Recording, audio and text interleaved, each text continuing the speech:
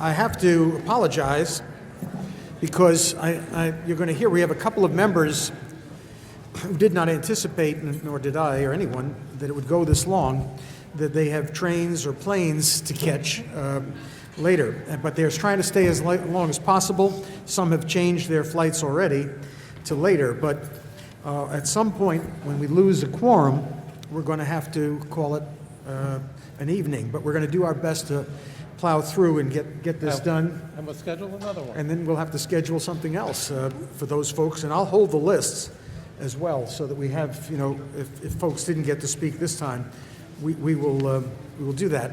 I can urge you to help out this way. We have heard, if you've been sitting here, repetitions of the same themes, and as best you can, if you have something new to say, new to add, please do so. You can come up and say, I agree with this issue or what have you, but if we can just curtail a little bit rather than repeat the same exact thing that has already been said 3 or 4 times, that will help us. If that troubles you and you want to say the same thing again, go ahead. I'm just making a suggestion to save time for everyone, that we get more people through to make their point without having to restate the same point that we've heard already. No, I'm not kidding. That's what I'm telling you. All right, so folks, we're doing the best we can. We started here this morning at 10 o'clock. And it's cold. It is cold here. So can I ask anything else from any of the members have anything? Catherine Fordresher. There you go. Thank you. Thank you. I've submitted my written testimony, so I've been line iting. Yeah, I've been writing, striking through, so I'll be as quick as I possibly can. Thank you. My name is Catherine Fordresher. I'm a registered voter from Brooklyn and a Working Families Party State Committee member. Thank you, Commission, for the opportunity to testify today in favor of campaign finance reform, including the need to establish a public financing system to match small donor contributions 6-to-1 for candidates running in state primaries and in general elections, and against changes to the New York's fusion voting system. Public financing will help level the playing field and encourage more ordinary citizens to run for office. I am deeply concerned by the outsized power of big donors in state elections. New York's current campaign contribution limits are among the worst in the country, and it discourages many candidates from even attempting to run. A small donor match program would test candidates' capabilities by collecting small contributions from a large number of voters and then reward them with sufficient public funds to run a viable campaign. It would open the door to more candidates of modest means, more women, more union members, more people of color, more working people, and would help restore the public's confidence that elections really matter. Establishing a 6-to-1 matching program and an enforcement office with resources to make sure the rules are followed fairly will require state funds, but the estimated costs are modest and well worth the benefits of making the system fairer. Second, I strongly urge you to leave New York's system of fusion voting in place unchanged. Fusion voting has been part of our election process for over a century and provides voters with the opportunity to express themselves more fully. It allows supporters of third parties to communicate their interest by voting on a separate ballot line for a Democrat or Republican without threatening to split or undermine the total majority vote. There is no reason to upset this settled, constitutionally protected system. Fusion voting does not add to the cost of campaign finance reform. Contributions go to the candidate, not to the party. Whether any political party, major or minor, endorses a candidate plays no role in how she or he chooses to raise funds and finance their campaigns. Attacking or weakening fusion voting has no place in the reforms that this commission has been charged to review. I urge you to not change or eliminate fusion voting. It is popular with voters and is good for our democracy. Doing so would be profoundly discouraging to voters like me. Thank you. Thank you. Jonathan Rees.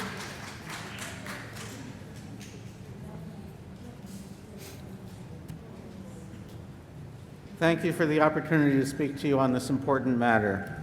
My name is Jonathan Rees, and I'm speaking on behalf of a group of activists called Upper West Side Action. We believe that this is one of the urgent problems for the state and the country. And I think that the number of people here who are asking to testify is a reflection of that. For good reason, people think that big money has too much influence and that their elected representatives are not responsive to their concerns. You have the opportunity to fix this, or at least take important steps in that direction by creating a public financing system. It may seem paradoxical that the solution to the problem of excess influence of big money is to add more money to the system, but it's true. As long as the Supreme Court rulings prevent us from limiting the influence of big money, at least you can amplify the voices of average New Yorkers by a matching system. And it's proven to work in New York State. In New York City voters have extended it to 8-1, and I hope you'll follow their model with 8-1 or at least 6-1. It's important that this is well designed and comprehensive, and I hope that you'll listen to the experts that you heard this morning from the Brennan Center, Common Cause, reInvent Albany, to design it well, because the details matter too. Campaign finance reform is essential to restore confidence in our government. It's a worthwhile investment of a small fraction of the state budget to improve the system and improve confidence of voters. You have the opportunity to make a difference, and I hope you'll make the most of it. Thank you. Thank you. Lucia Diaz, and you're going to need a translation, I think. Do we have that? It's coming. Okay. What happened to our interpreter? We had interpreted, Barrett left. Buenas noches. Mi nombre es Lucía Díaz, soy líder de Maiden Road, New York. Madre de una hija que asiste a una escuela pública de la ciudad de Nueva York. Vivo en Corona, Queens. Las escuelas públicas de mi vecindad le faltan fondos. La escuela de mi hija no tiene programas extracurriculares, materiales y está sobrepoblada. Hay más de 36 niños, hasta 37 niños en un solo salón. Llevo años luchando por el dinero que se les adeuda a las escuelas públicas de mi comunidad. Tienen más de 10 años. Y cada año nos dicen que no hay fondos, pero para las escuelas charter siempre buscan apoyo. Tengo entendido que las escuelas charter tienen fondos buitres detrás de ellos que hacen donaciones masivas a campañas políticas.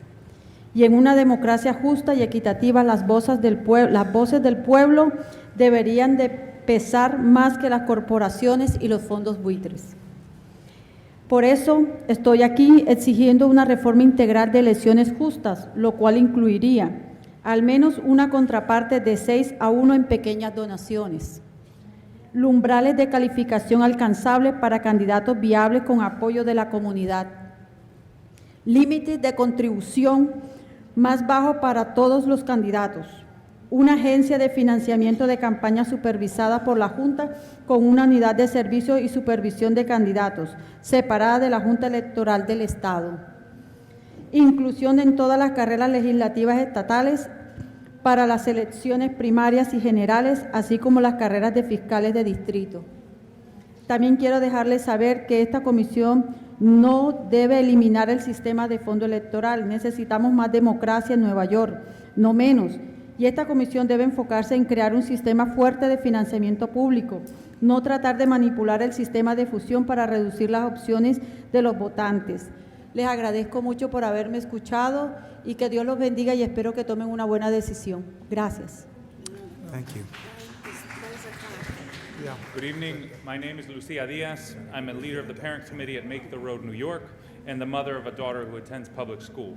I am from Corona, Queens, and public schools in my neighborhood are lacking funds. My daughter's school does not have extracurricular programs or sufficient materials and is overcrowded.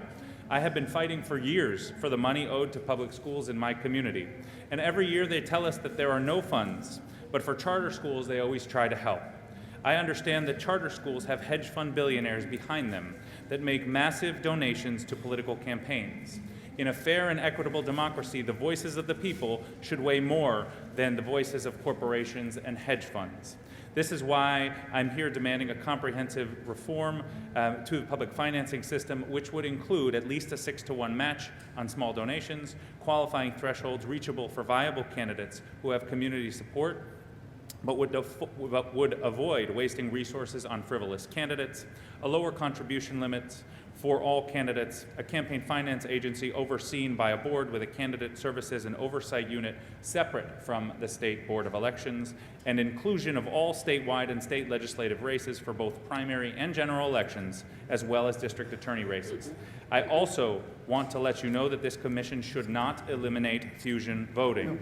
We need more democracy in New York and not less. And this commission should focus on creating a strong public financing system, not trying to manipulate the fusion system to reduce voter options. God bless you, she said, and thank you for listening to my testimony. Who provided that translation? Who provided that translation? Okay, Margaret Quatang? Did I say that right? Close?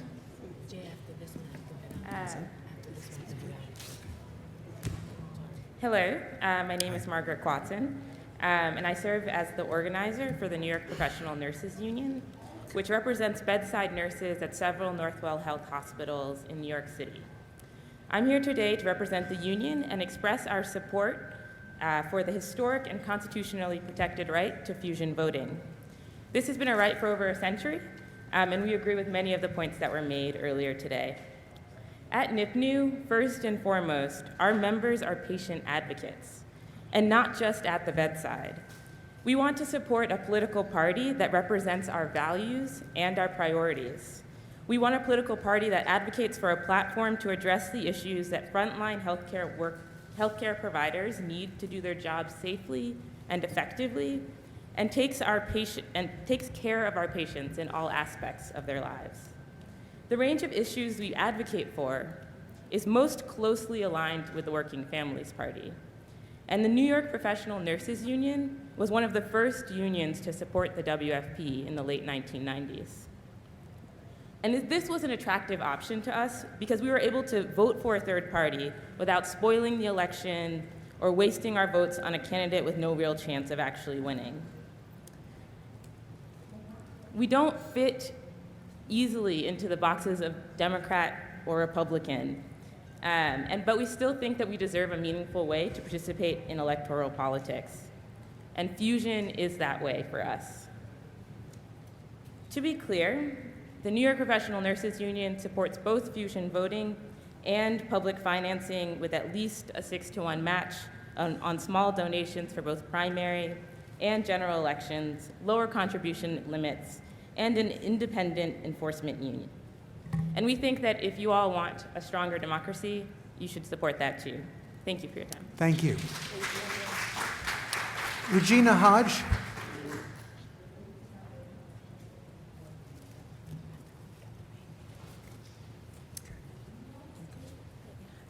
Good evening, members of the commission. My name is Regina Hodge. I grew up on Long Island and now live in Queens.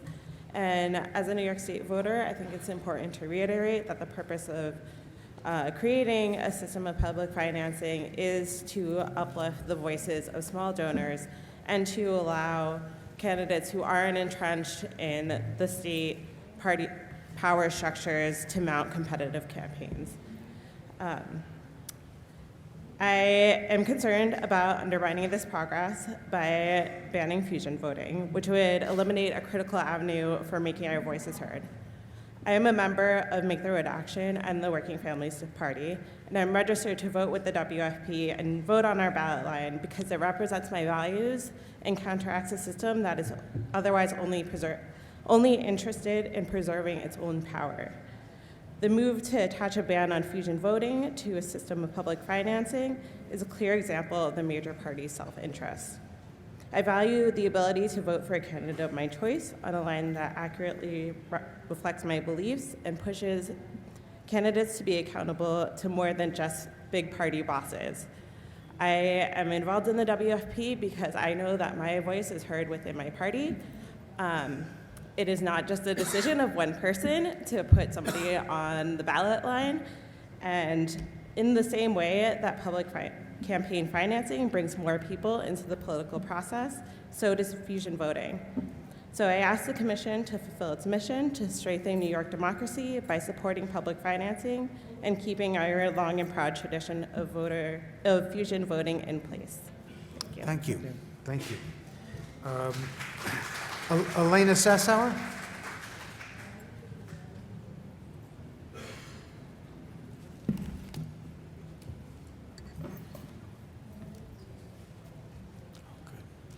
Thank you. That's right. We'll pass them We'll down. pass them out. Sure. Thank you.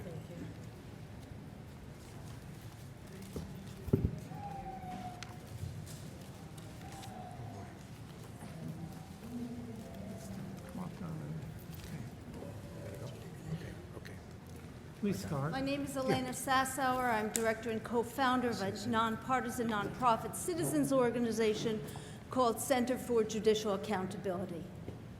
Public campaign financing might be the next best thing since sliced bread. However, how you are going about it is unconstitutional. To see so many legislators come before you today is obscene, because it is their responsibility to deliberate, to hear from the public, to ask opinions of experts, and to make the evaluation and enact the legislation. There is no excuse, and this is the 2019 legislative session when supposedly we have a full-time legislature, fully functional, because they've gotten their committee-based pay raises. I have handed up to you a sheet which examines what has happened in the 2019 legislative session. There is a Senate Elections Committee and there is an Assembly Committee on Election Law. Neither of them had any bill on comprehensive campaign finance, public finance. There were two bills in the Senate Elections Committee. One was on District Attorney and Supreme Court Justices' public campaign financing for their campaigns, and the other was for public campaign financing for Constitutional Convention delegates, which is not going to be for another 18 years.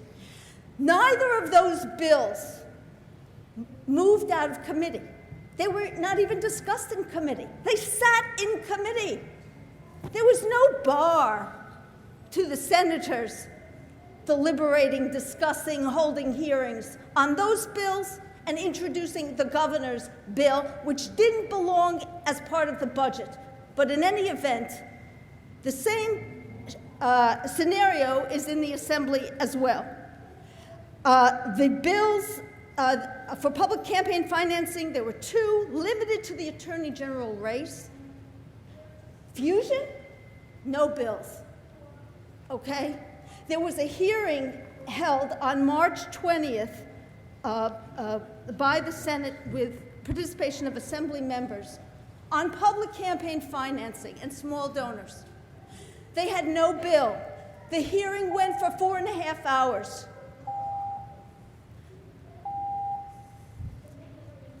I've handed up materials. We'll look at it. You can see there is a lawsuit challenge to all that's been going on involving the budget. Please hand up if you have additional materials. Yeah, There are additional we have it, and I appreciate it. Asking the experts for their constitutional opinion as to We- the constitutionality of what's going on. Thank you. Okay. Deborah Porter. Sure. She's from Westchester. Indivisible Scarsdale. Yeah. Good evening. Good evening. I'm Deborah Porter. I live in Westchester County. I'm here speaking on behalf of two indivisible groups, NYCD16 Indivisible and also Indivisible Scarsdale, of which I'm co-leader. I'll be real quick. I've been a poll worker for the NY New York Democratic Lawyers Council for many years, since 2004. I've sat at the polls during many elections with people from the Democratic Party and other poll workers from the Conservative Party, the Republican Party, the Independence Party, every party you can think of. And the one thing that we all agree on when we're sitting there for 15 hours with nothing to do but talk to each other is that the money in politics is a corrupting influence on our legislators. Everybody thinks that, whether it's New York State or Florida or Virginia, everybody feels that way. And the only way that we can really counter it is with a public financing system that includes primaries and all elected offices in this state. We can be a beacon of light in these dark times when our democracy is under attack and set the example for the rest of the country of a way to fight back against Citizens United, which is really just legalized bribery in our country that's supposed to be the beacon of democracy. It's an embarrassment. So that's my one point. And I just want to point out that the purpose of elections is not to protect incumbents. It's not to represent big donors. Okay. Then I want to turn to fusion voting. There's a maximum in law that you can't give away what you do not have. And the legislature does not have the power to take away the right to fusion voting. That's been ruled on 3 times by the Court of Appeals. And if they don't have the power to take it away, they can't empower you to take it away either. Doesn't make sense. I don't think you have a right to take away fusion voting. Maybe you have to consider it, but you can say, we've considered it and we're not taking it away, and I think that's what you should do. And I just want to point out that eliminating it would just further entrench the two-party system about which many voters, including me, are very cynical, even though I'm a registered Democrat and a district leader. I think I'm out of time. I just want to say we have 20% unaffiliated voters, and there is no minor party representative on this commission. And it would be a shame and a scandal for you to ruin their chances in a commission that doesn't have one representative from a minor party on it. Thank you. Myra Saul?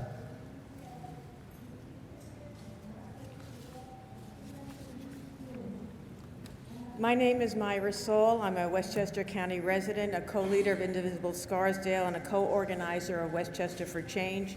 Both are community activist groups. Both advocate for nonpartisan good government policies like reform of our current campaign finance laws.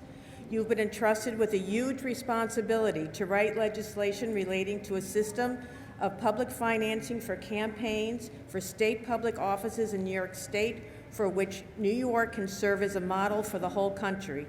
Remember that ultimately it is everyday New Yorkers for whom you work. They are yearning for a voice. On the other hand, you've been appointed to your positions. You haven't been elected. You should be especially conscientious and not venture into areas that have nothing to do with campaign finance reform. I have 2 simple messages today.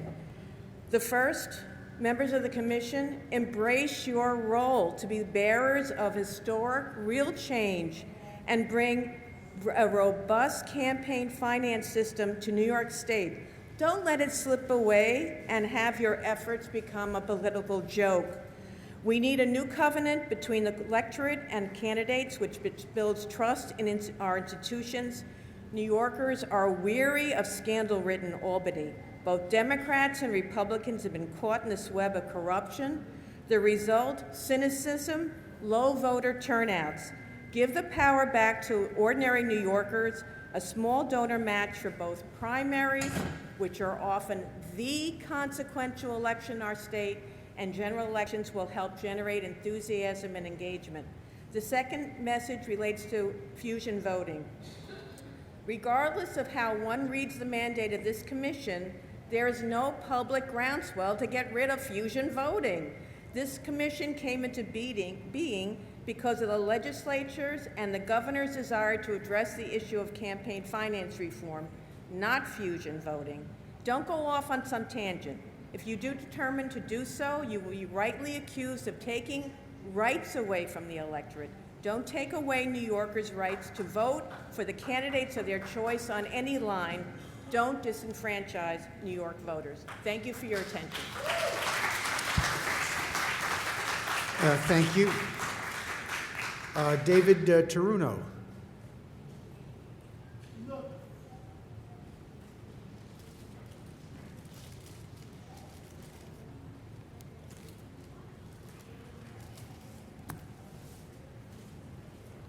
Good afternoon. My name is David Toruno. I am a resident of Manhattan. I am a warehouse worker. I am a proud member of the Laundry Distribution and Food Service Joint Board Workers United SEIU. We are a labor union. Can you pull the microphone up a little? There you go. We are a labor union that represents 8,500 workers in warehouse distribution centers, industrial laundries, food service establishments, and various public sector occupations. I want to thank the Commission for giving me the opportunity to speak today on this important hearing. The purpose of this commission is to strengthen our democracy by establishing a system of small dollar public financing of elections and reduce the power of big money in our elections. Unfortunately, this commission is considering a ban on fusion voting. A ban on fusion voting will represent an attack on democracy. Fusion voting is a constitutionally protected voting right that should not be tampered with by this commission. Fusion voting is good for democracy. It helps ensure the working class community like mine are able to have a great voice in our elections. Fusion voting has helped counter the powers of wealthy donors in our election. Fusion voting has nothing to do with public financing and should not be considered along with this by this commission. Banning fusion voting goes completely against the goal of this commission to strengthen our democracy. One way we can actually make our democracy more inclusive and more representative is by instituting a strong public financing system with small donor matching funds. By matching small donations through public funding, we can lift up the voice of everyday New Yorkers who are too often shut up of the political process. This system will help counter the corrupt influence of big wealthy donors and shift real power to our working class communities. I strongly urge this commission not to consider a ban on fusion voting. A ban on fusion voting will weaken our democracy and harm working class communities like mine. Instead, I urge this commission to stay true to its mission to strengthen our democracy by proposing a system of small dollar public financing of elections that will reduce the power of big money in our elections. Thank you. Iris DeLutro. Okay. Thank you. All right. Amy Taylor?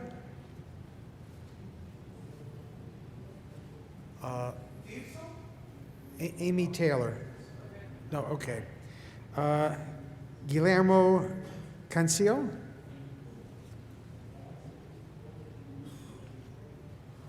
Okay.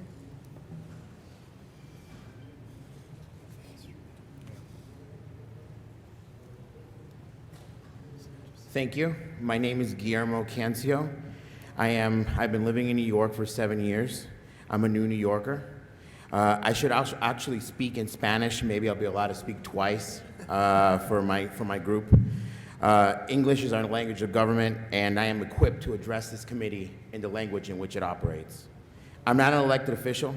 I'm not a retired public sector worker, or here representing an organization that claims to be looking out for the interests of the people, nonprofit or otherwise, like 96% of the speakers here that berated you about doing your jobs.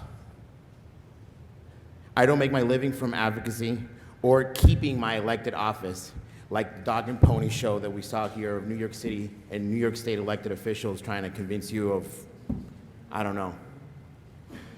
I have no agenda but to speak for New York State taxpayers. New York taxpayers are tired of paying for pork barrel projects and programs that only benefit the political class and government grovelers. The only reform of campaign finance law we need in New York are those that hold politicians accountable for selling influence via campaign contributions. Please make recommendations in that vein. New York taxpayers do not need public financing of campaigns for candidates who are sophisticated enough to navigate the current Byzantine ballot access process. Groups that want to divert tax revenue to their candidates, let's call them fringe socialists, communists, whatever, candidates, primarily are desperate for validation of other people's money. I come from a country that exclusively employs public funding of campaigns. In Cuba, candidates are not beholden to special interests and are instead beholden to the people. To boot, in Cuba, candidates are diverse.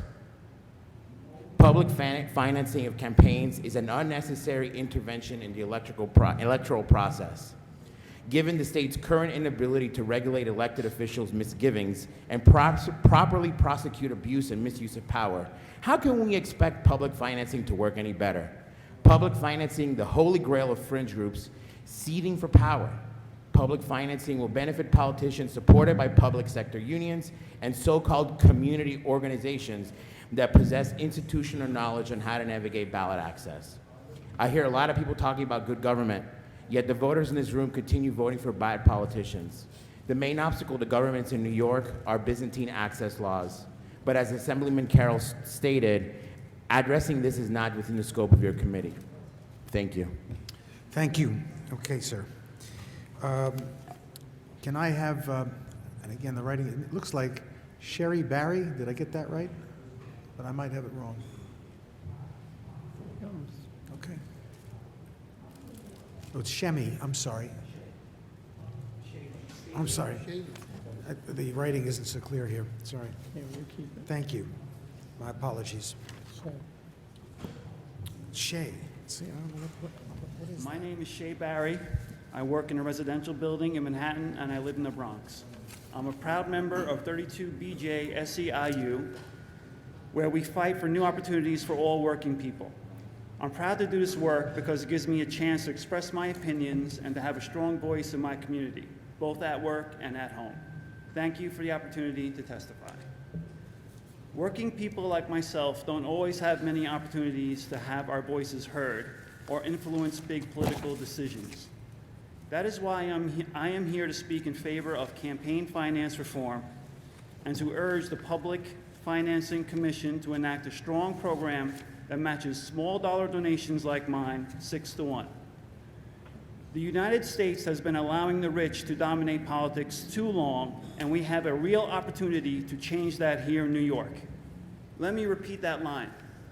The United States has been allowing the rich to dominate politics too long, and we have a real opportunity to change that here in New York. We need a system of public matching funds for state candidates. People should be able to run for political office on the merits of their commitment to their communities and public service, not their personal wealth or that of their donors. This system would eliminate a major financial barrier by providing funds so that regular people like me and my union brothers and sisters, the people who know our communities best, could also become candidates for political office. We would no longer need big donors or big bank accounts, just big ideas and a lot of energy. Donations from the rich and big corporations would also be limited, further leveling the playing field for normal people who don't have millions of dollars to shell out in order to represent their communities. This issue is not about being Republican or Democrat. It's about creating a better democracy, one that truly represents a more diverse country. I urge the Commission to focus on that without changing fusion voting, which ensures that voters like me have the right to vote for the party of their choice and the candidate of their choice. We need to use this opportunity to strengthen our democracy, not weaken it. As the Public Financing Commission responds to working people's outcry to balance the power of big money in New York State politics, I hope you will listen to working people like me. There is too much at stake for us not to act, and we deserve to be heard. Thank you. Thank you. George Albro.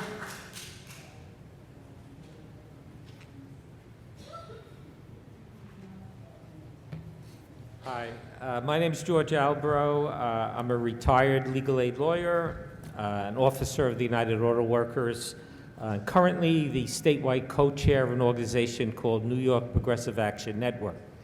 In 1998, I helped found the Working Families Party. For many years, I was a WFP registrant. About 4 years ago, I changed my registration to Democrat. In 2016, I was a Bernie Sanders delegate to the DNC convention in Philadelphia. After the convention, I went with my union to New Hampshire and worked a week for Hillary Clinton. We knocked on 5,000 doors. She won the state by 2,000 votes. I'm a member of the Democratic Club in Brooklyn, CBID, and the Kings County State Committee. I'm going to not talk a lot about campaign finance because I think you guys are getting the message that the current system, something has to be done. It's an embarrassment to our state.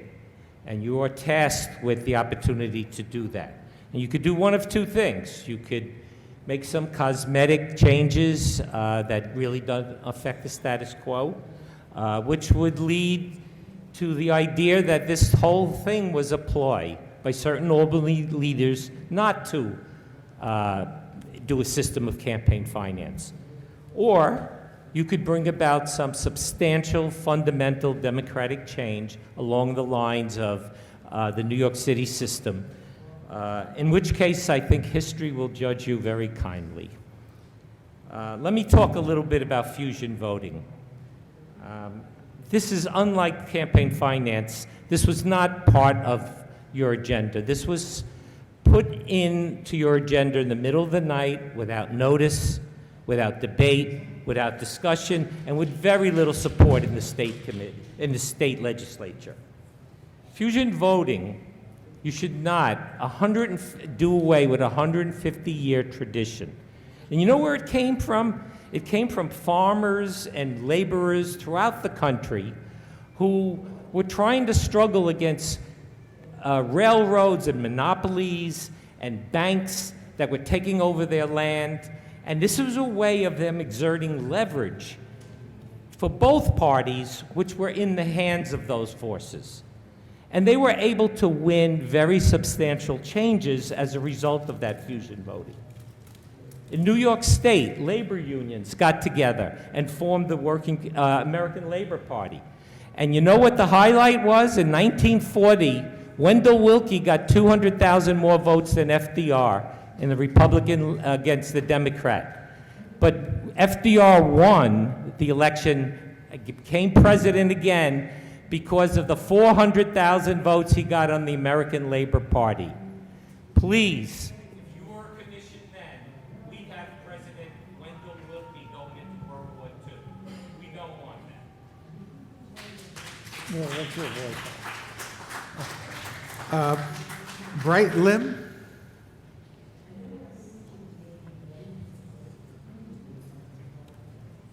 Good evening. Thank you for your time. My name is Bright Lim. I live in Queens, and I'm a member of the Working Families Party. I'm going to finish the statement that George Albro started. The Working Families Party, founded in 1998, has proudly been in this progressive tradition, giving hundreds of thousands of voters another choice in elections which, unlike with other third parties whose candidates act as spoilers, can and does result in progressive changes that improve the lives of ordinary workers. They can proudly point to such legislation, which fusion voting helped win, such as paid family leave, increases in the minimum wage, living wage bills, and to the Rockefeller drug laws. It was only when state governments became controlled by right-wing, anti-democratic, mostly Republican, my apologies, forces that states passed laws to ban fusion. These are the same forces which today pass voter ID and fellow disenfranchisement laws to keep people of color and the working poor from voting. In the 1997 Twin Cities case, the anti-democratic Supreme Court of Chief Justice Rehnquist held in a 6-3 decision that these fusion bans did not violate the federal Constitution. This was part of the right-wing court's war on democracy, which has seen them award Bush, the loser of the 2000 election, the presidency, issue the obscene Citizens United opinion, giving corporations the green light to buy elections, strike down the Voting Rights Act, and sanction blatant partisan racist gerrymandering. Banning fusion is right in line with this anti-democratic trend. Now, I want to make 4 points now. 1, banning fusion voting was not the task for which this commission was intended. Number 2, banning fusion by this commission would clearly violate the New York State Constitution. Number 3, in a democratic society, one with freedom of association and speech, no government should have the power to tell parties who they can run, candidates which ballot line they can run on, and voters that they must be restricted to voting for candidates on only one line.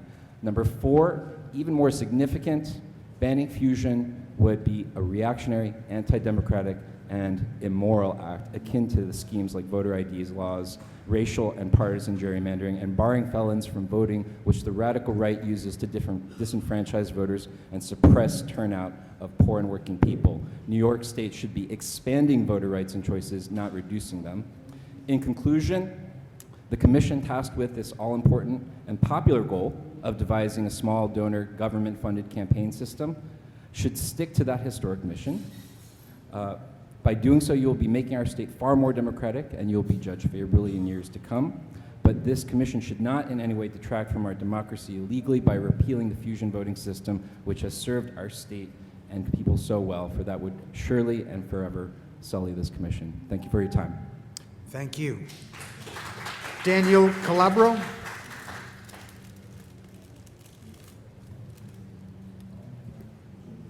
Hi, my name is Danny Calabro. I'm from Mastic Beach in Suffolk County. I've been a member of the Working Families Party since its inception, helped to get it started. This commission is about 2 things, primarily the enactment of public financing of campaigns, which is an excellent idea. I strongly support it. It's not what I'm here to talk about. The other thing this commission is trying to do, apparently, is eliminate fusion voting. I'm primarily not here to talk about that either, though. But I would say that Mr. Ballone and Mr. Kamen from Suffolk County do not speak for me. I'm also from Suffolk County. And the fact that they don't have the courage to stand up to the Independence Party is not the reason why fusion is being considered by this commission.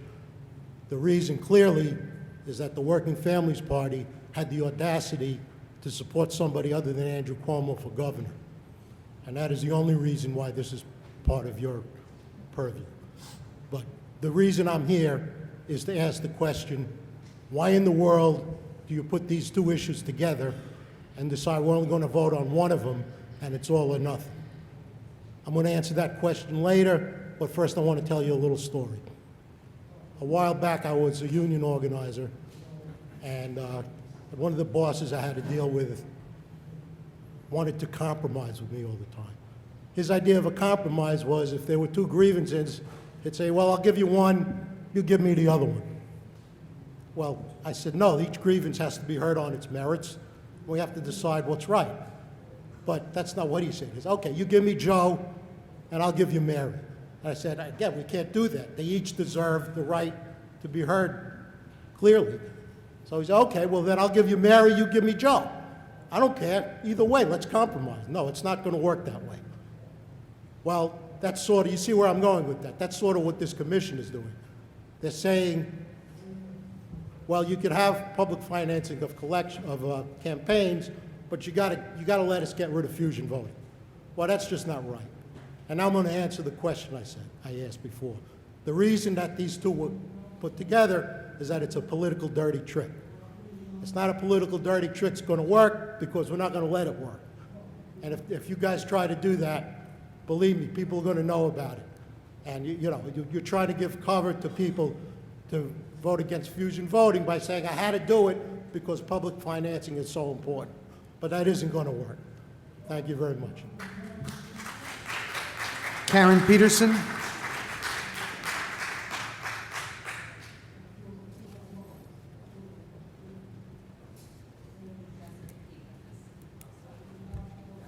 wonder what happened to Joe and Mary. Hello. My name is Karen Peterson, also known as Karen Young. Thank you for holding this hearing and for allowing me to testify. Public financing matters to me because it can help fix a political system that is both unjust and ineffective. As many people have noted, wealthy people give most of the money in elections. What you may not have heard is that most Americans, including a strong majority of Republicans, believe that the amount of money given in elections has given rich people and their interest groups more influence than the vast majority of Americans. And according to at least a couple of studies of policy outcomes, they're right. People are losing faith in our political institutions. And as more people are struggling just to keep their heads above water, they're also losing patience with this system.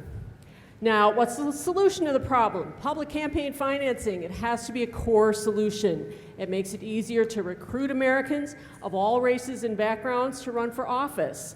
State and local campaigns are where political parties build their benches and where young people can begin careers in politics. So it's really important. The world is on fire. We need our political system to be open to new people and new ideas. So what should it look like? I believe we need eligibility thresholds. You want people who are serious about running for office and can raise at least some money, but not too much on their own. And we need a 6-to-1 match at least and a low donation amount to qualify. Why? We have tremendous poverty in New York State. The poverty level in Syracuse is 32%. In Rochester, also 32%, almost a third of the population living in poverty. In Buffalo, 30%. These are Americans, and maybe they can't give more than $5 or $10, but they deserve to have a voice. Also, you need to release the money early enough, let's say 6 months out, for people to use it. Candidates shouldn't have to take out loans against their matching funds, which has been done, in order to use them in a timely manner. And most importantly, you need far, far lower contribution limits, and you need the independent body to enforce them. And for any people here in the 5 boroughs who are concerned about the spoiler effect, I implore you to come out in November and vote for ranked choice voting. And last, they have elections in Russia. They even have elections in Syria.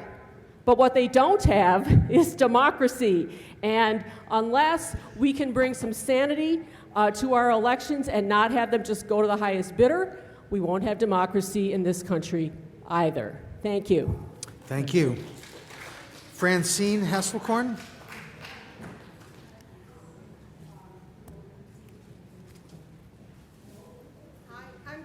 Hello, I'm going to speak very quickly. Despite what the Republicans say, we live in a capitalist society. The money that the public financing could bring is really related to fusion. I'm not going to go off on that. I am not for fusion for the following reasons. One, there are many contradictions, cross currents, different and diverse beliefs that put things together that I don't believe really belong together. For example, the Conservative Party working with the Working Families Party, they have very diffuse, different goals. Anyhow, because of that, if we have proper financing, then anybody can have a party. That's all you have to do. We're not trying to take away a party. We're making, the financing really does count. And therefore, you can go out and you can have a party based upon whatever your beliefs may or may not be. In any case, something else has happened, and the trend in this period of time is swing left, no IDC, Me Too, and all of the groups that have arisen to state their aims and what they want to get out of this society. So therefore, you can have a party, but you can also have groups to propose what you want. Okay. My own belief is a strong Democratic Party is essential. For example, nobody today in the 3 hours I've been here has mentioned Citizens United. How are we going to go after Citizens United? That is destroying, in my opinion. And I will end with the following things. Does everybody remember George III? King George III. He used to own the United States. Look across the pond now at what's happening with Brexit and their multiplicity of parties and how that is destroying their country. Okay. Thank you. Grace Mauser?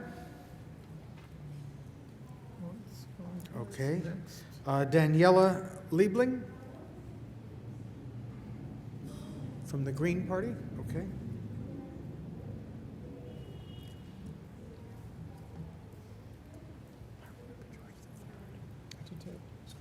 Hi.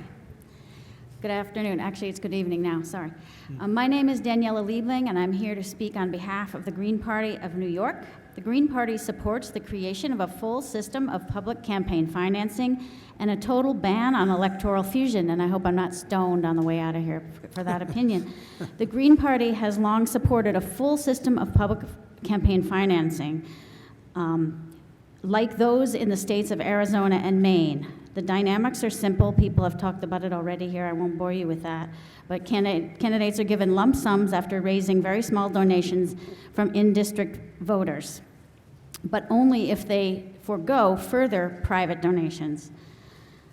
This is a far fairer system than the matching funds system that has been proposed by the governor earlier this year, and it helps candidates from all parties, including smaller ones like the Green Party. There are multiple flaws within the matching fund system proposed by the governor and various good government groups. First, it requires a primary on the Democratic and Republican lines for the matching funds system to kick in. This would be discriminatory to Greens and other smaller parties, and a public campaign finance system should be in place regardless of primaries because it reduces private special interest influence. Second, the minimum amount required for matching funds for each state office are far too high. This excludes challengers without access to large private funds and protects incumbents that have such access. A fairer matching system should reduce minimum totals significantly. We also suggest other measures that would help make elections more equitable, requiring debates between any candidates accepting public monies, free airtime for all ballot-qualified candidates on broadcast media, and a set number of free mailings to in-district voters. And we, of course, also support ranked choice voting in all elections, including the general election. The Green Party also supports a total ban on electoral fusion. Just as the principle of one person, one vote is at the heart of representative democracy, we believe one candidate, one party should be as well. As we have witnessed consistently in New York, parties that engage in electoral fusion are at best patronage machines that rarely run their own candidates and operate as adjuncts to the Democratic and Republican parties or as lines for sale to the highest bidder. As recently as last year, we witnessed the Working Families Party deny the will of their membership, which had supported Cynthia Nixon, to replace her with Andrew Cuomo via a complicated electoral law shenanigans. We have also seen the dark side of fusion, known as opportunity to ballot, where candidates who are not authorized or even registered in a party can force a primary to attempt to steal that party's ballot line. Banning fusion would essentially end this disreputable practice, which flies in. Can you give us that testimony in writing? Can you get that to us? Oh, yes. Thank you. But thank you very much. Danielle Brecker?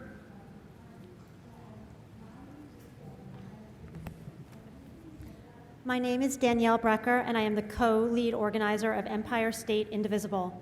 Last year, we joined with other grassroots activists to canvass and get out the vote across New York State.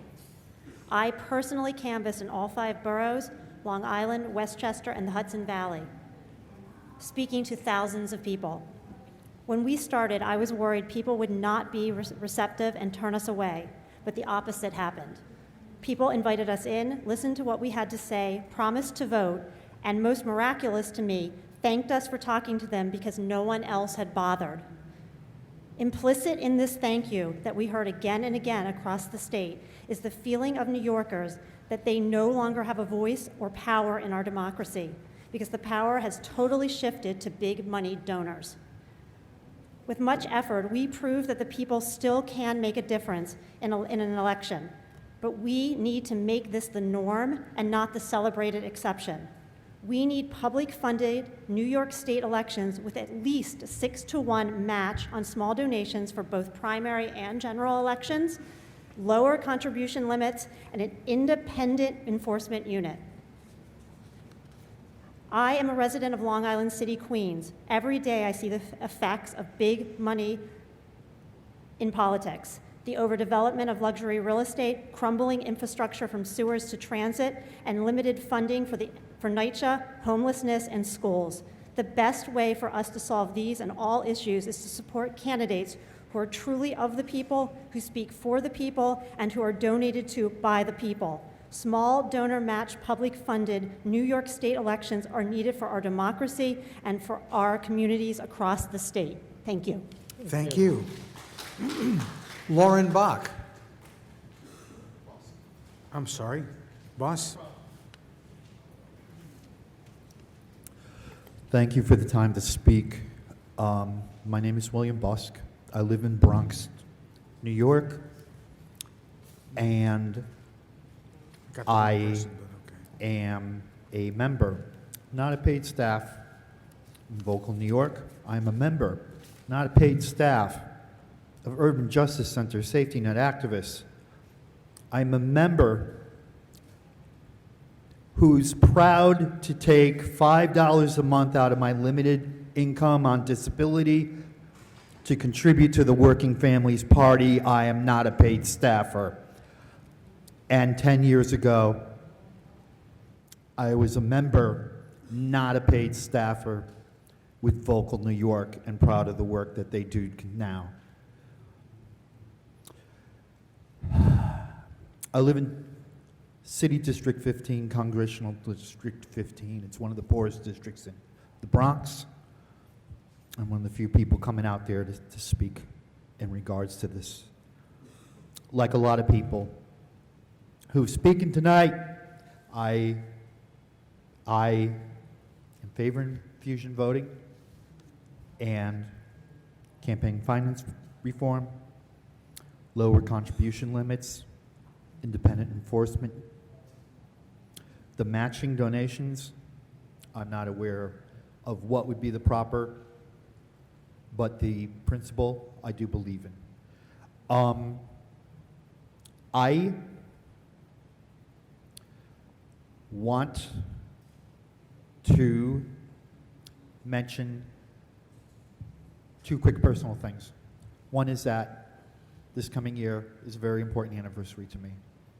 My grandmother and her family was born in a small comune named the Gerla in Campania in Italy.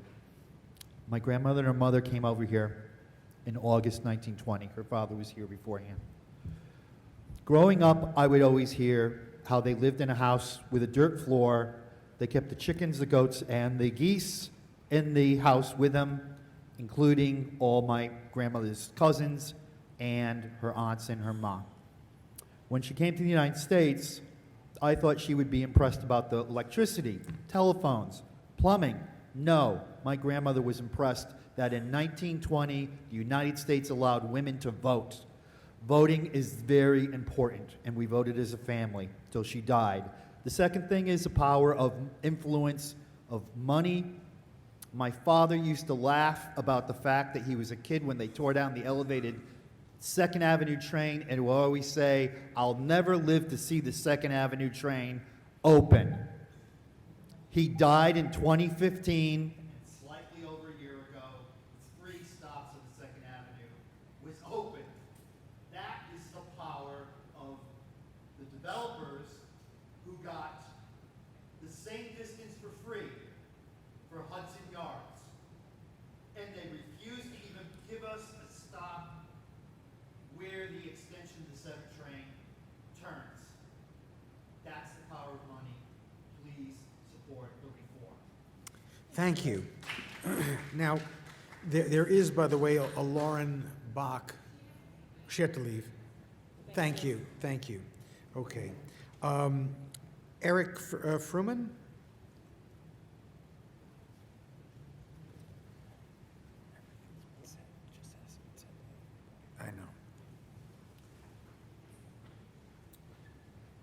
I gave the registration desk a copy of a prepared statement, but I've got more to add. Okay, thank My you. name is Eric Fruman. I'm a lifelong New Yorker. I've always been a registered Democrat. I've played an active role as a citizen in our elections, not only by voting regularly in primaries and general elections, but also by helping with voter registration and election participation, both locally and during presidential elections in nearby states. I deeply resent the effort to put the fusion voting question before the Commission. It is clearly an effort to undermine the increasingly vibrant election process we have developed in New York City and the state as a whole. The Commission should be focusing its mandate to improve support for greater public participation through stronger support for public financing statewide. So I strongly support the idea of public financing. It has certainly helped improve our civic participation in New York City politics, and we expect it would do the same for politics generally. And I urge you to leave the issue of fusion voting alone for reasons you already know well. First, because if you do try to restrict fusion voting, you will be violating my rights as a New York State citizen. But worse than that, you'll be siding with the forces that have been corrupting our state politics for generations, and doing so in an era when public trust in elections is reaching a critical level of weakness. The very last thing our democracy needs right now is more reasons for average people to believe that the system is rigged and that the voices of the protest cannot be heard. So we know that in general elections, having multiple party lines is one of the best ways for people who are otherwise marginalized to feel like they have a serious opportunity to be heard. The Commission has no business using your extraordinary power to cater to the whims of the wealthy when you should be sticking to your primary mission of enhancing public financing and promoting civic engagement. So when it comes time to make your decision and on your recommendations, political activists in New York State and around the country will be watching you very carefully. And you'll have a stark choice. Do you want to be on the Hall of Fame or the Wall of Shame? Do you want to be in the Hall of Fame for promoting democracy and effective political participation in New York State? Or do you want to have your names inscribed on a wall of shame for protecting the power of the real estate industry and the 1%? Mr. Jacobs, do the New York State Democratic Party leaders want the Democratic Party to be known as the party of the 1%? Ms. Dennerstein is not here, but could you ask her, does Gibson, Dunn & Crutcher want to be known as Gibson, Dunn & Corruption, the law firm that led the charge to undermine our Constitution? I hope not. I hope that you will choose a path to avoid a collision course with history and support a strong public financing system without impinging on our rights at all for fusion. Please pass that on to Ms. Dennerstein. Sorry she's not. Whether or not we take up the issue of fusion voting, I just want you to know, and I'll put on the record, that I so disagree with the premise and the underlying assumptions in your statement, not as they relate to me personally or to the party, the Democratic Party. The fundamental assumption that anyone who is considering this issue is looking to support the 1% or not looking to fight corruption. Because you see, while I understand that here in the city of New York, particularly the Working Family Party has a different relationship, the Working Family Party is not the only party that benefits from fusion voting. You have the Independence Party, the Conservative Party, and there are other parties. And they operate very differently, and I would argue somewhat, in many parts of the state, corruptly, to corrupt the system. So that is where the difficulty is. Now, how we navigate through that, I don't know. But I'm just here to tell you that I think all of the members, from Member Dennerstein and across this table, are coming to this project in good faith.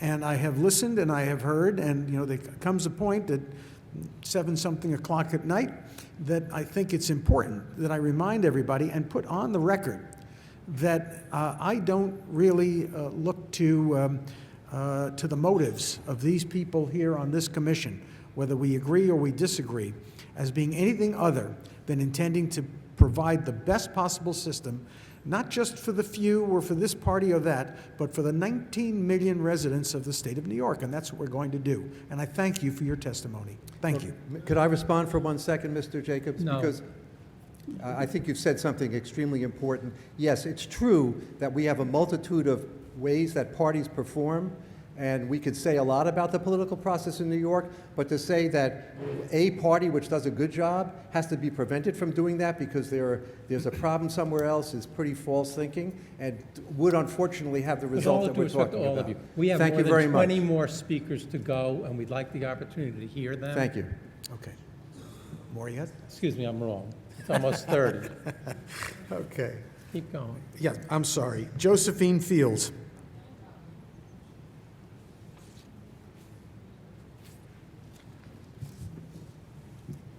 Good evening.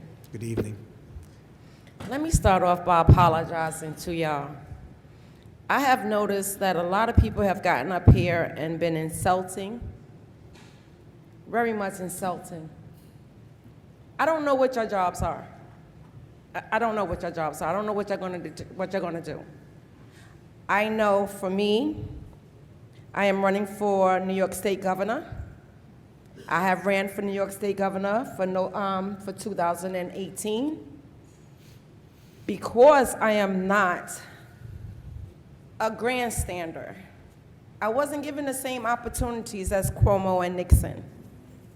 I know that within a month and a half of me going out there getting signatures, I was called back into the Board of Election and told that I had to change my Democratic Party from Democrat to Independent because Cynthia Nixon was running for Democrat and Jumaane Williams was coming in after.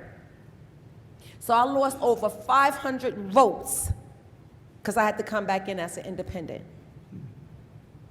And then when I went down to vote for myself, I saw that Governor Cuomo has taken all the lines and made himself the primary name of the sheet. I have this. I gave this to y'all, but I'm not going to read this today because I'm really very much insulted. Being a United States military soldier, retired with 21 years of service for this country, I done heard everybody get up here and speak about the votes and what they want and what you cannot do and what you're not obligated to do. But the one thing that you can do for these people out here is follow the regulations that's written. The regulations is written with procedures to make sure that we don't hinder or hamper anybody from reaching their goals. And this will protect y'all too. I done seen a whole lot of politicians walk themselves right up out of here after getting a freebie from signing in at 1 o'clock in the afternoon when the services started at 3, giving them an advancement. But they say they care about their people, the community. The community is here and they walked out on it. I want a fair chance to run for governor for 2022. I'm here to make my voice known, to make my presence known. I'm coming. I want the chance. Make the 6 and 1, and if you can't do that, cancel it all out. Because under the federal rules, it's prohibited anyway to collect money. We're getting paid a salary. Honor you all. Great service. Thank Your you. jobs, okay? Thank you. It was a pleasure. Alfredo Hidalgo? Okay, not here. Okay. Jose Minchala? Okay. Amshula Jayaram? How'd it go? Sorry. Joshua Karen? David Siffert? Okay, I'm sorry. Elizabeth Mann? Okay. Khalil Anderson? I think he had to run too. Yeah, sorry about that. He was here. Jonathan Weston? I'm sorry. Yeah, but we're here. Elliot, is it Roseboro? Roseboro? Ah, there you are. Good evening. Good evening. My name is Elliot Skip Roseboro. I'm a member and leader with both the Working Families Party and New York Communities for Change. Thank you for giving us a chance to weigh in on this issue. When I heard that Chairman Jacobs was suggesting that fusion voting was detrimental to public financing of elections, it took me almost 2 minutes to control my laughter long enough to hear the information about this hearing. To suggest that we who championed this system and made it work as it was designed to will somehow hurt it is beyond absurd. And let me just add this, at least 4 previous speakers alluded to the fact that Governor Cuomo and possibly Chairman Jacobs have chose to divert fairness, justice, and illumination in favor of big money status quo, suggests that this is something that should be considered. Returning to my original issue, the Democrats would not be where they are today without the public financing and the efforts of our fusion. Some say that fusion stops competition, but nothing is further from the truth. In fact, just last year, we from the quote-unquote fusion replaced 6 of the 8 IDC Democrats in Albany that blocked Democratic control and legislation for the better part of a decade. In fact, we are the ones that gave Democrats back the control in Albany. Hardly a damage to the Democratic Party and true democracy.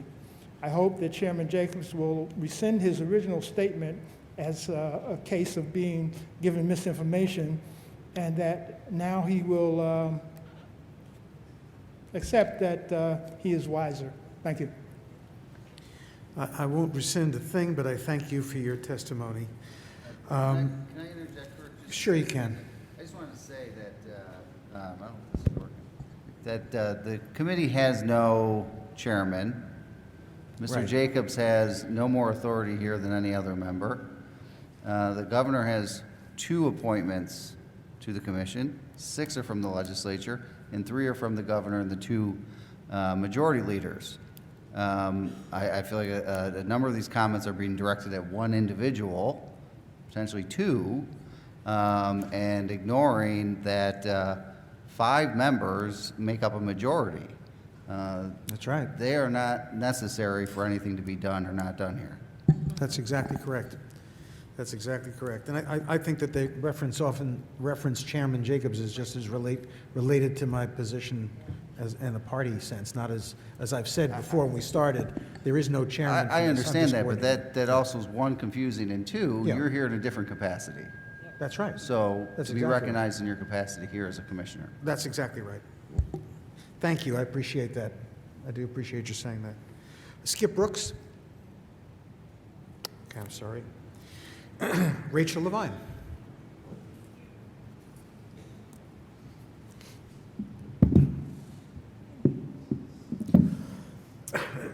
Good evening. My name is Rachel Levine, and I am the chair of the New York State Democratic Committee's Progressive Caucus. The Progressive Caucus has repeatedly passed resolutions in support of public financing, which amplifies the power of individual voters and small d democracy, enables a wider range of diverse candidates and diverse views to participate in the electoral process and take political leadership. Public financing is clearly one of the most important means to get the noxious and distorting influence of big money out of politics. The Progressive Caucus, too, believes that voters should vote for the candidate of their choice on the ballot line of their choice. Fusion voting is an arrangement where 2 or more political parties on a ballot then list the same candidate, pooling the votes for that candidate. New York is only one of 8 states that allows fusion voting, and there is a reason for that. The Progressive Caucus has repeatedly passed resolutions calling for an end to the practice of fusion voting in New York.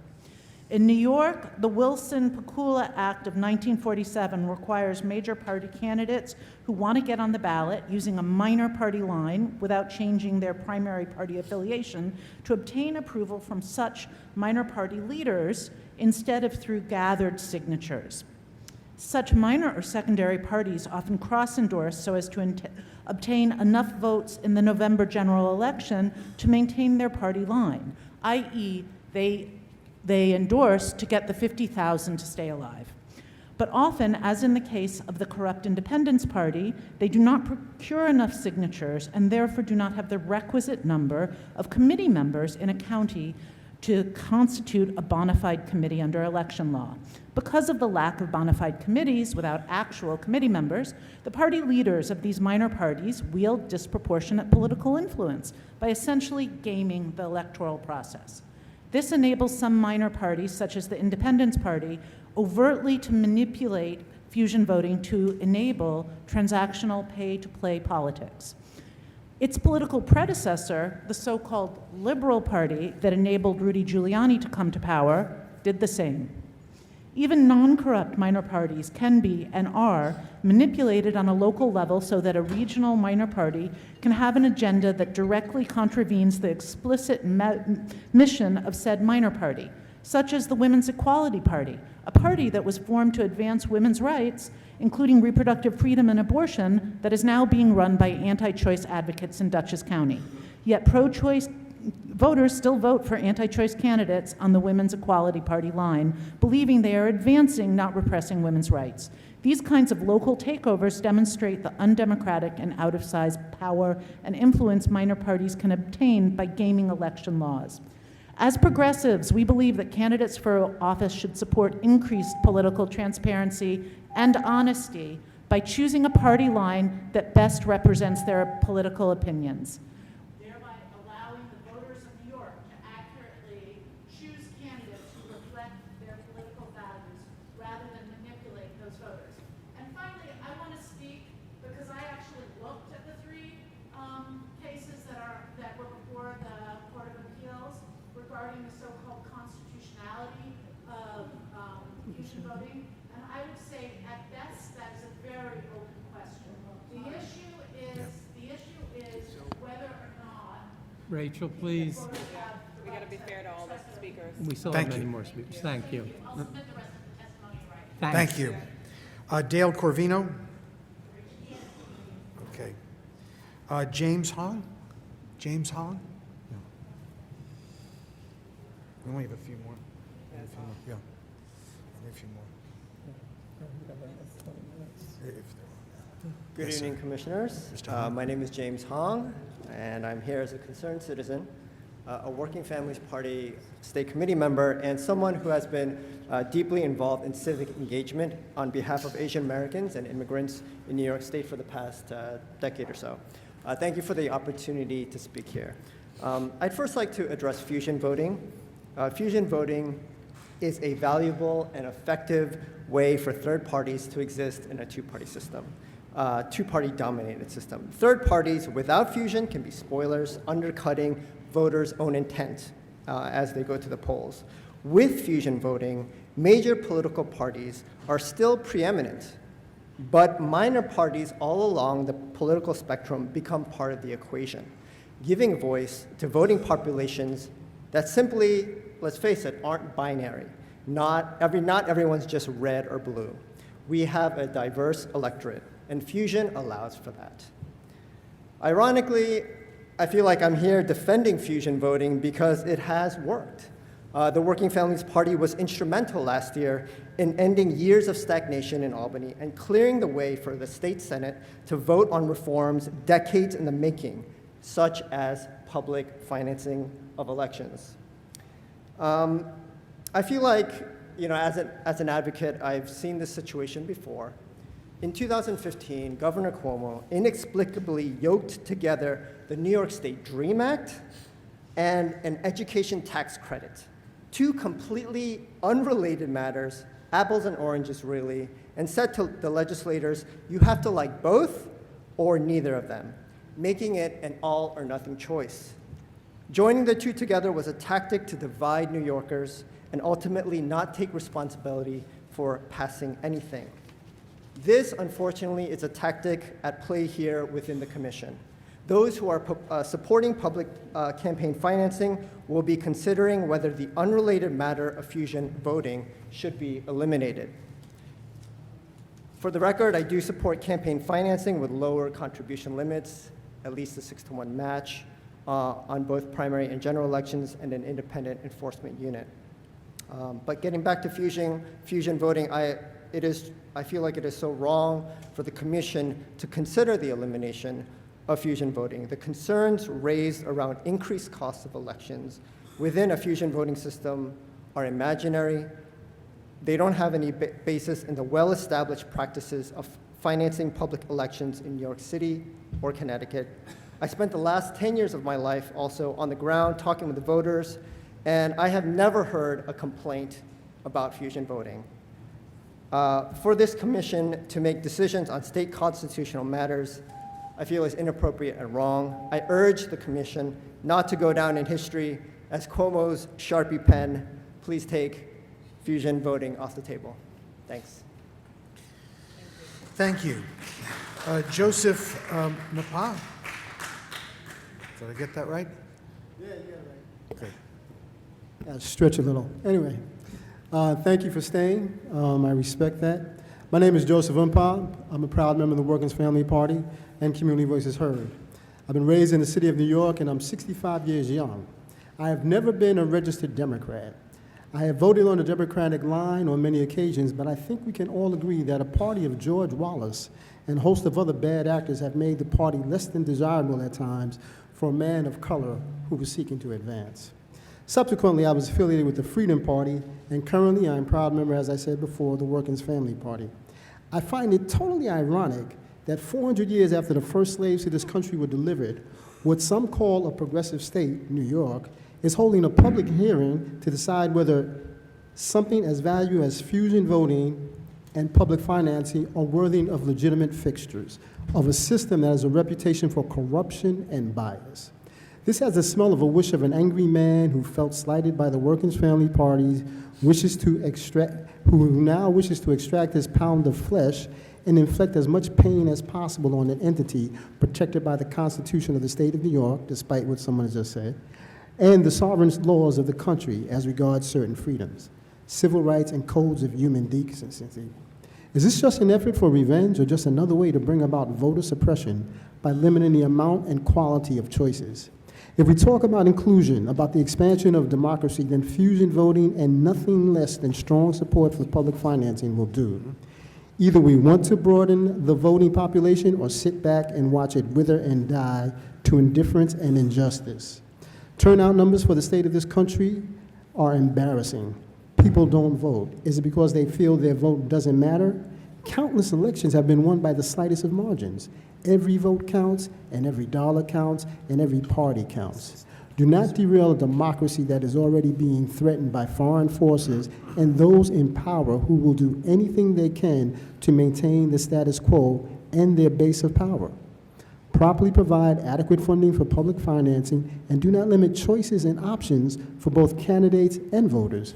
New York is a large state with a wide range of ideas and people who deserve to have those ideas represented to a broader audience. We challenge you to stand up and do the right thing at the right time and begin to make this democracy whole. Do not limit or prohibit. We demand you to expand for the sake of the environment and all our lives.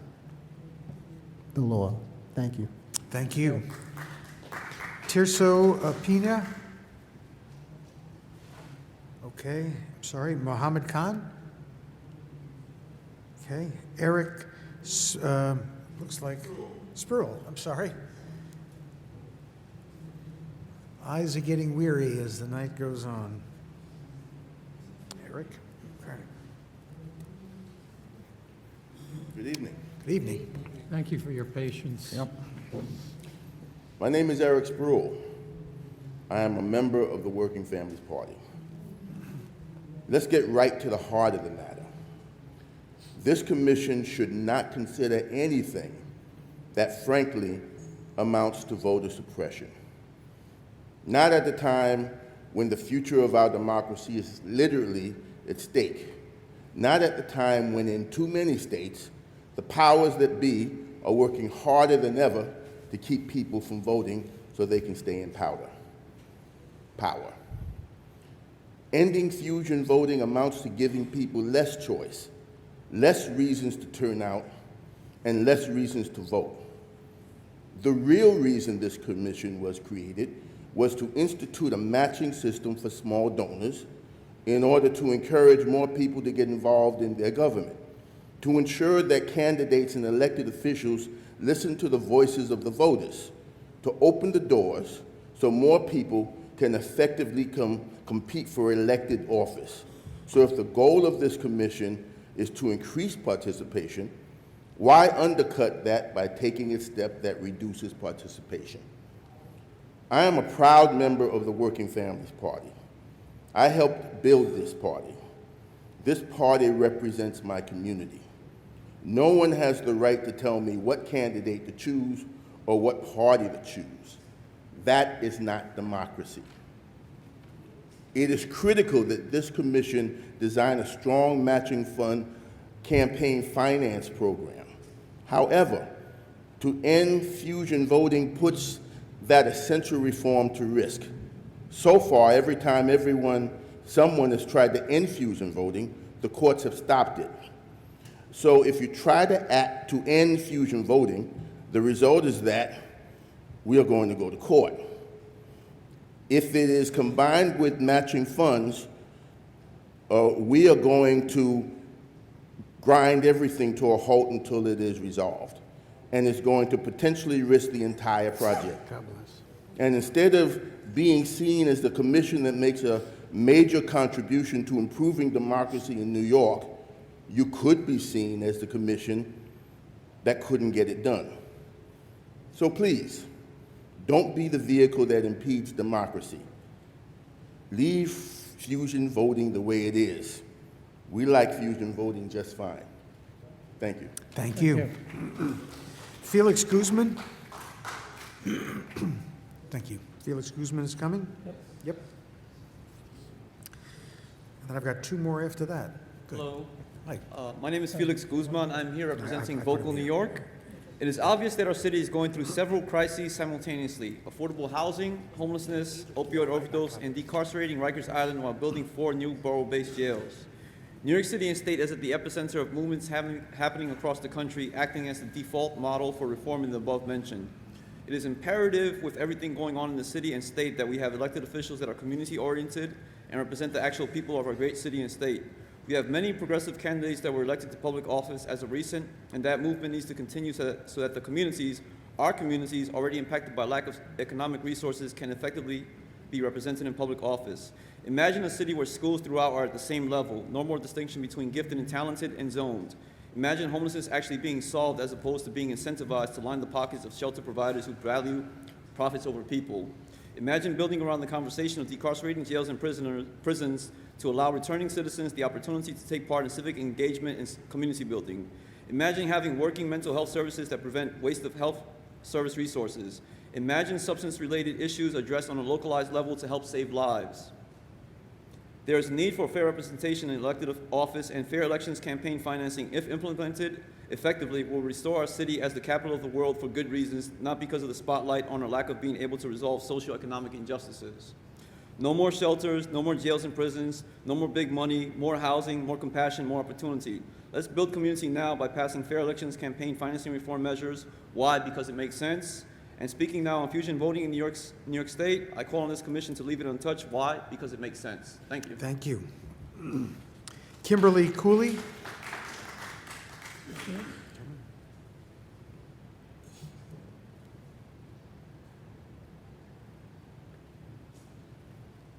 Good evening, respected members of the Commission. My testimony is rather anecdotal. My name is Kimberly Cooley, and I reside on the South Shore of Long Island. Actually, allow me to amend that. I don't currently reside anywhere and have been house-sitting, couch surfing, and traveling for work for over a year while my family's home is being elevated as a result of Superstorm Sandy. I stand before you today housing insecure.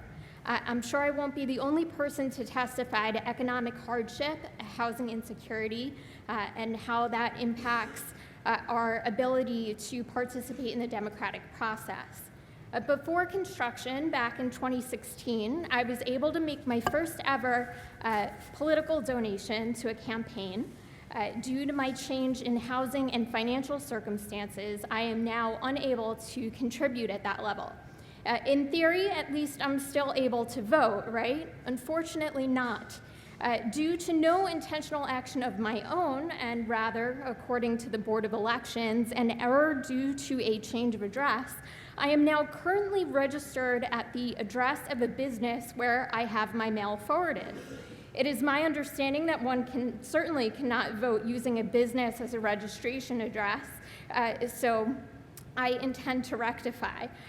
But in the meantime, if I'm unable to participate financially in any impactful way and am unable to vote when I show up to what I have understood to be my poll site for the last 5 years, then I should at least be able to volunteer or work for a candidate of my choosing, spending my time rather than my now limited financial resources.